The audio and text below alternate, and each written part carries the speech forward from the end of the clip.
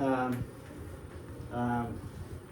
Obviously, worms must be a bit problematic out there, because last time we got excited and we found a case of triple drench resistance. No one wanted to come until we got Joe Smith to come and talk at the same time.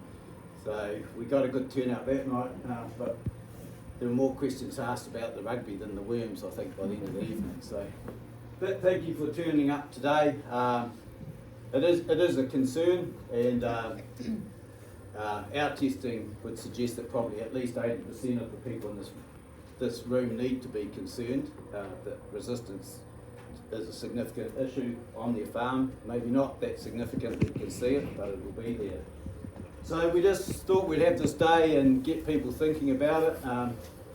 You're no longer farming your farms, you're probably also going to have to farm the worms as well. We've tried to beat them up and get rid of them, can't do that, and they're here to stay, and we've got to move on and adapt and learn to farm with them. So because of that, we probably have to go back and look at a bit of history about why we've got to where we are. I got very excited in 1985 when I got my first case of white drench resistance in Hunterville. So 40 years later almost, we're talking about triple resistance, and about that 85 was about the time my group was just getting going on sheep farm. So we've had a pretty good run of it. So to understand worms, we're going to have to understand their life cycles, and we're going to have to understand just where they are and what they're doing on your farm at various times of the year. So this is sort of parasitology 101, and who better to do that than someone who's just left university and supposedly got taught all this 12 months ago or 2 years ago, not 40 years ago. So Jaime's going to kick off and go through just the life cycles, how worms work and where they are on your farm, and a lot of that, if you're going to start selectively drenching and change your methodologies on your farm, you're going to have to understand that sort of thing. After that, Colin's who's from Elanco, and we thank him for being here today. He should be here because they make solvents, which is a pretty good reason by the amount we're selling why he'd want to be here. So he's going to talk about the history, where we've got to, and just how quickly things are changing and what they're seeing from their end. And I'll just wind up, and we're going to work through a few scenarios and one or two things. So Jaime, if you want to kick off, we'll get going. Right, hi everyone. Any questions as we go along, just probably sing out straight away. If it's a real good question, you might even get rewarded for it. Right, hi everyone, I'm Jaime. I would have met most of you, and if I haven't met you, I might have spoken to you over the phone about fecal wheat count results.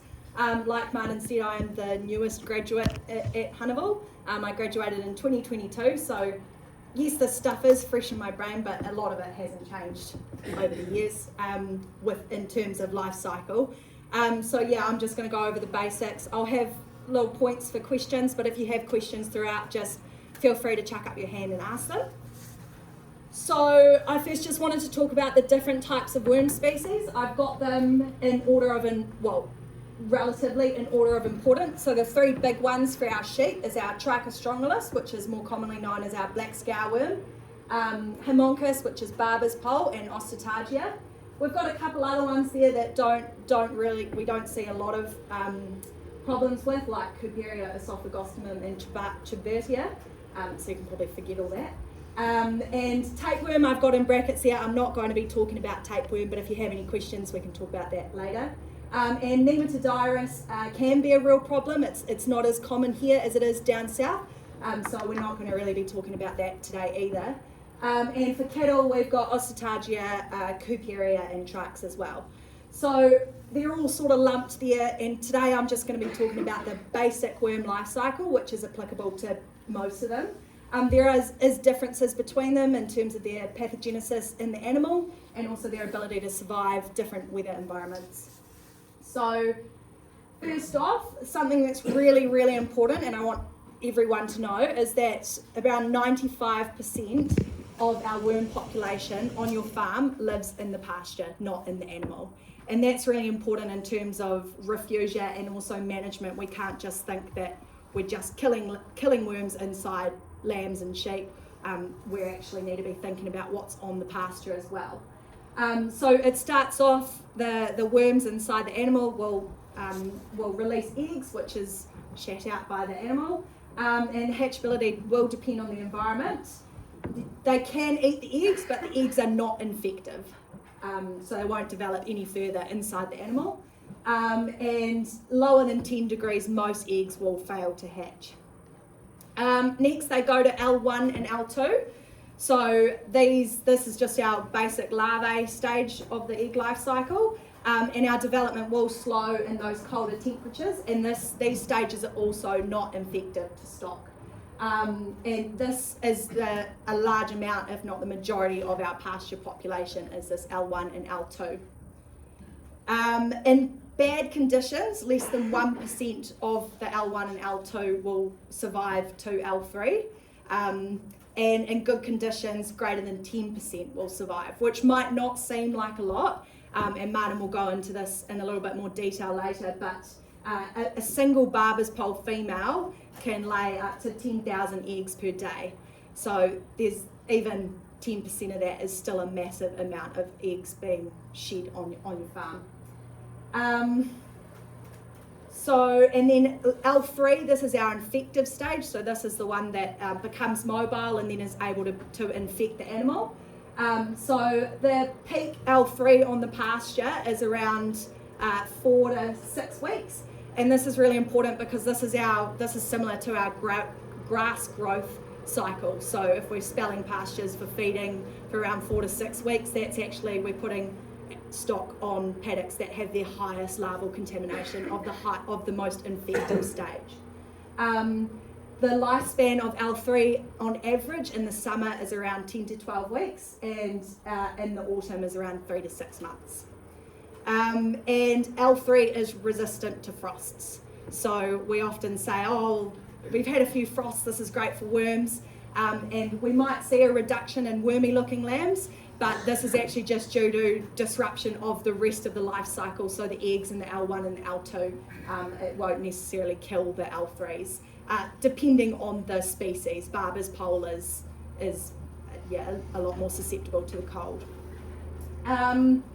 So then once L3 is infected to the host, it then turns into L4, that's our final larval stage, and then turns into an adult.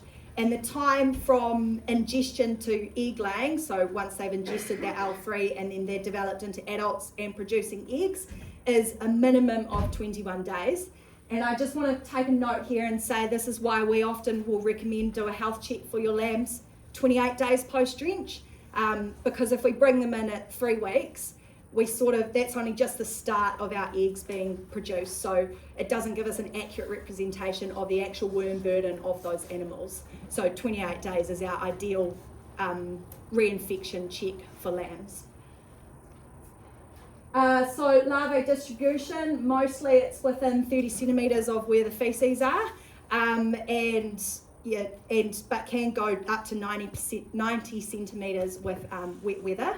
50% will lie within the first 2 centimetres of the sward and the bottom 1 centimetre of soil.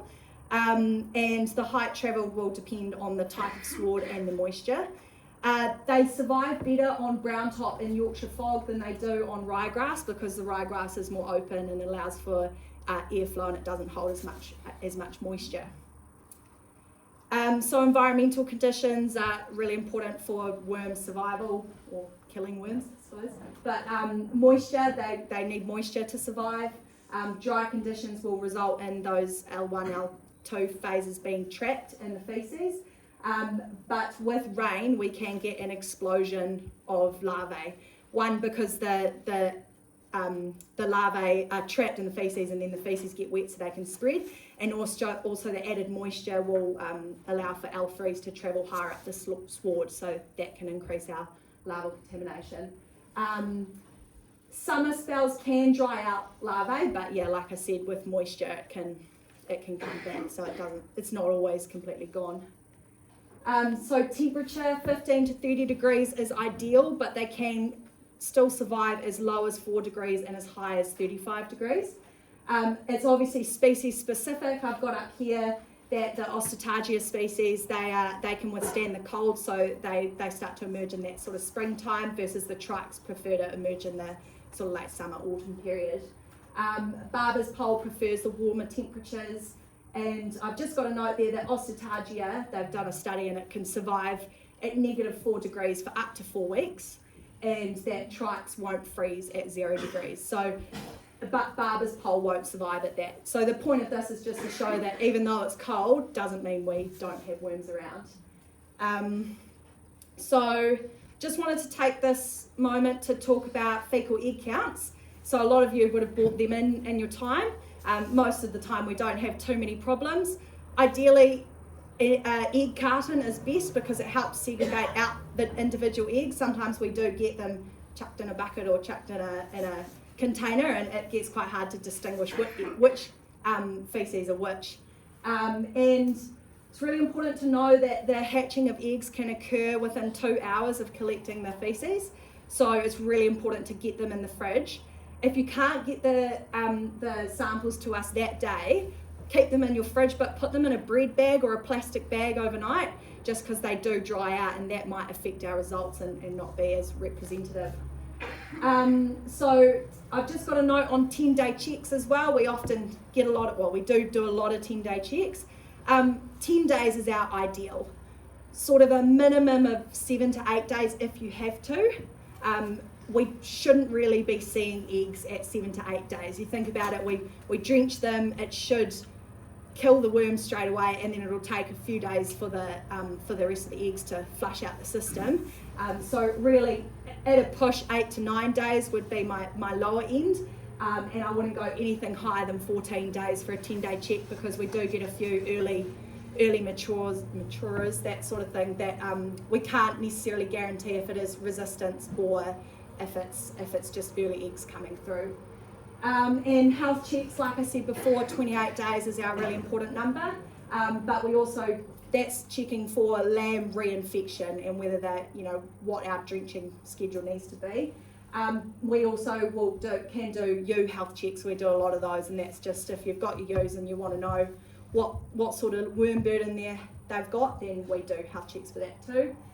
And I've just got a little note there that's sometimes with high fecal egg counts, like I said before, with a single Barber's pole worm can shed 10,000 eggs. That can actually help us to create a picture to diagnose a Barber's pole problem if we've got really, really high egg counts as well. Just hang on, James. So everyone understands what a 10-day check is or why you're doing it? Just. Yeah, I can go into that. Yeah. So 10-day checks we do, that's our checking for resistance, really. So by 10 days, we should expect there to be no eggs if the drench has worked 100%. I mean, it is a representative sample and it's a snapshot in time. And by doing a 10-day check, we're assuming that they had a high egg count to begin with, and they've reduced down to 0. So ideally, a good 10-day check will do about 6 to 9 samples, and it'll be 0, 0, 0, 0, 0, 0, 0. Don't see that often, but yeah. So that's testing for resistance, really. All good. Cool. Any questions at this point? No. What if you've got one of your samples is from a refugia sheep?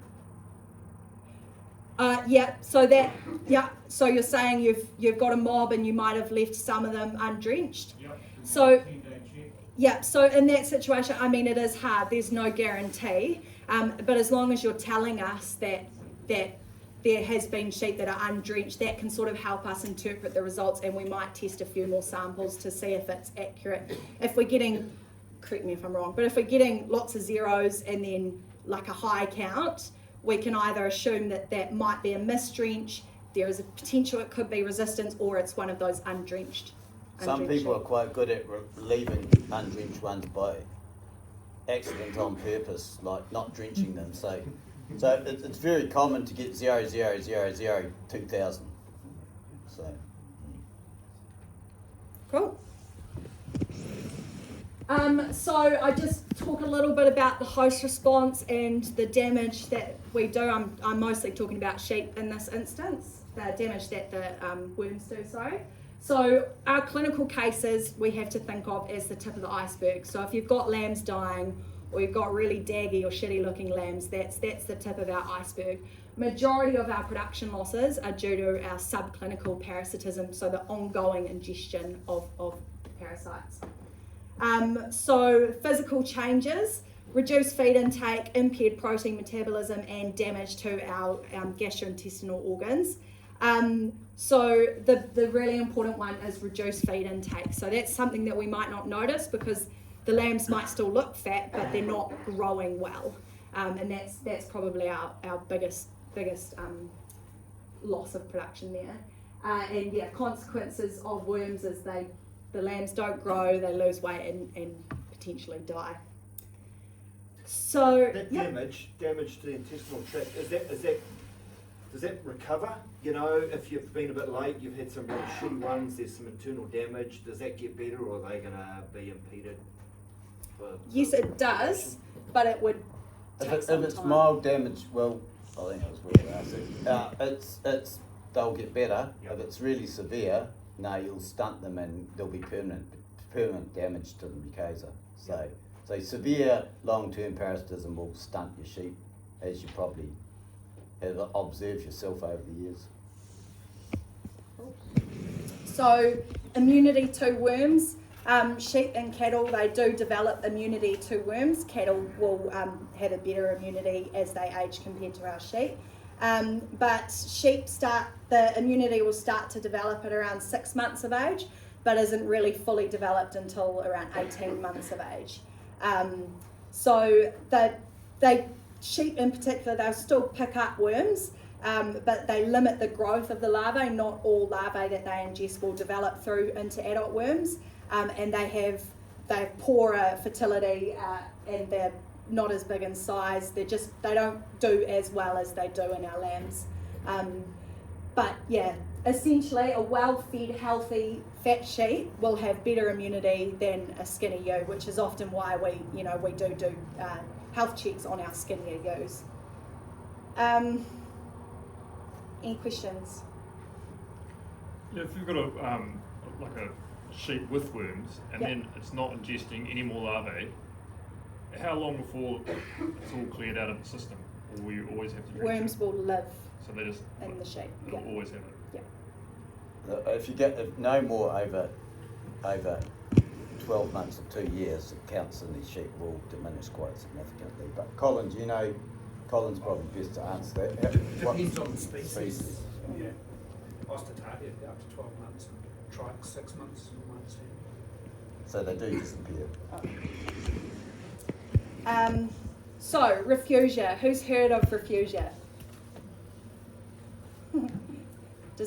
It can be quite a complicated subject.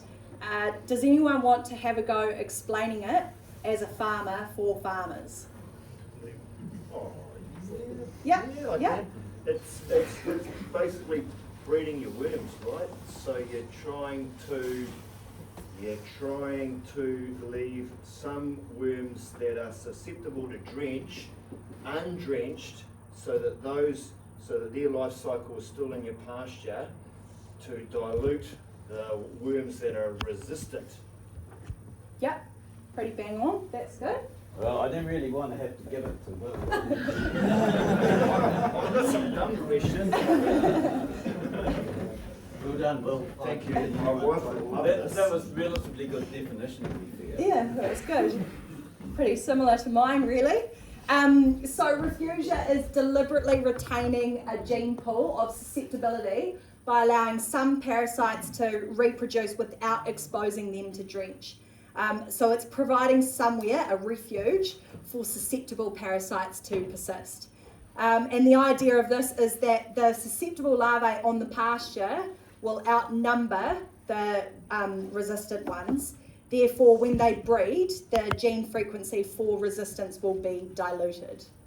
So instead of looking at words, I just want to go through a bit of a drawing. So can anyone tell me, if we've got a clean paddock, so it's a fresh sown paddock, or it's in theory got no worms on it, and we drench lambs and we put lambs onto the paddock, what sort of worms will we have? Red or black? Red. Red, yeah. So we'll have anything that those lambs, any eggs coming out of those lambs will be resistant. And then what will happen with that, with those worms when they breed with each other and interbreed? Red. So, I Just mean... like Labour Party.